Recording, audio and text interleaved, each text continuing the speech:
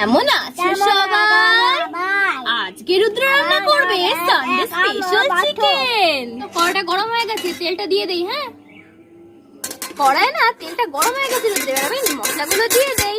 প্রথমে একটু পেঁয়াজ দিয়ে দিলাম, তারপরে দিয়ে দিচ্ছি শুকনো লঙ্কা তেজপাতা ফোড়ন, তারপরে দিয়ে দিচ্ছি টমেটো, তারপরে দিয়ে দিচ্ছি একটু আদা রসুন বাটা আর জিরে আর শুকনো লঙ্কা বাটা। চিকেনটাকে দই দিয়ে ম্যারিনেট করে রেখেছিলাম, এবার দই দিয়ে ম্যারিনেট করা চিকেনটাও দিয়ে দেবো।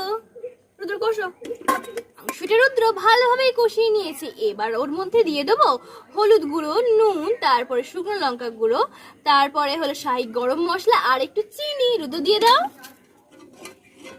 জলটা দিয়ে দিলাম, দিয়ে দাও, ঢাকা চাপা দিয়ে দিলে হয়ে যাবে আমাদের সানডে স্পেশাল চিকেন। ঢাকা চাপা দিয়ে দাও। চিকেন টেস্ট করো, কেমন? অসাধারণ।